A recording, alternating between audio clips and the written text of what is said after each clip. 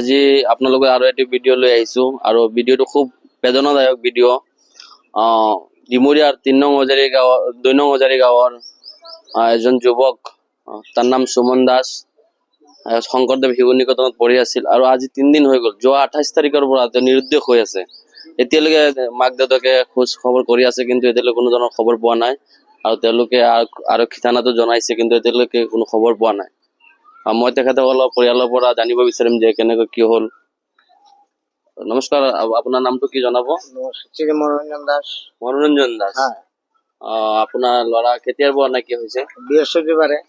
সি ক'লে আমি টিউচন কৰিব যাওঁ, আমিতো সদায় সি আহে, আমি সেই হিচাপত দিলো তাক এৰি।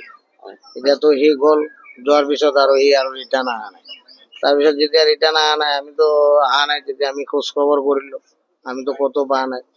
কোন ক্লাছত পঢ়ি আছিল সি? এতিয়া বৰ্তমান 9ত পঢ়ি আছে। তাৰ বয়স হৈছে 15 বছৰ। তাই কোন স্কুলত? জুৰুং হাই স্কুল। হয়। দেখিবলৈ কেনেকুৱা? দেখিবলৈ বগা, ধুনীয়া ল'ৰাটো। ল'ৰাটো ধুনীয়া। আগে পিছে এনেকুৱা হৈছে না আৰু যে ঘৰৰ পৰা ওলাই যায়? আগতো এবাৰ হৈছিল, 1 বছৰ আগতে এবাৰ এনেকুৱা সি কৰিছিল। আমিতো ভাবা নাই সি যে নেক্সটবাৰ এনেকুৱা কৰিব বুলি। তাৰপিছততো আমি থানাতো এজাহাৰ দিলো, নিউজ লাইভতো দিলো, এতিয়াতো ক'তো পোৱা নাই।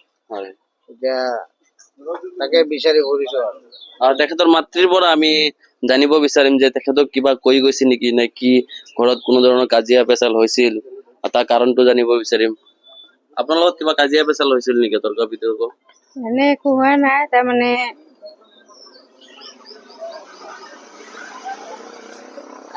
কান্দিব নালাগে, পাই যাব আপোনালোকে। আমাৰ ভিউৱাৰ্ছ আছে, চাব, খবৰ জনাব, কান্দিব নালাগে। কিবা তৰ্কাতৰ্কি হৈছিল? ভুল কৰিছিল, মানে এটা ধমকি দিয়া হৈছিল তাক অকমান গালি পাৰিছিলো।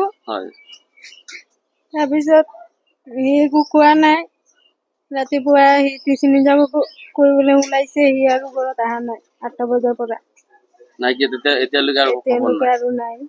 হাই বিয়াৰ চাইছে নে আজিকালি ল'ৰা ছোৱালীৰ অৱস্থা? মাক দেউতাকে অলপ কথাতে খং কৰি ঘৰৰ পৰা ওলাই গৈছে, আৰু বৰ্তমানলৈকে মাক দেউতাকে পাগলৰ দৰে বিচাৰি আছে, গোটেই অসম জুৰি বিচাৰি আছে, কিন্তু বিচাৰি পোৱা নাই।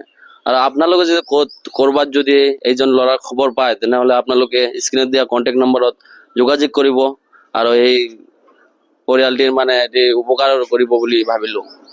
এই ভিডিঅ'টো আপোনালোকে ইমান শ্বেয়াৰ কৰক যাতে এই দুৰ্ভগীয়া পৰিয়ালটিয়ে নিজৰ সন্তানক উভতাই পায় আৰু তেখেতৰ মুখলৈ হাঁহি ঘূৰি আহে। তাৰ বাবে আপোনালোকে অশেষ চেষ্টা কৰক আৰু ভিডিঅ'টো যিমান পাৰে শ্বেয়াৰ কৰক।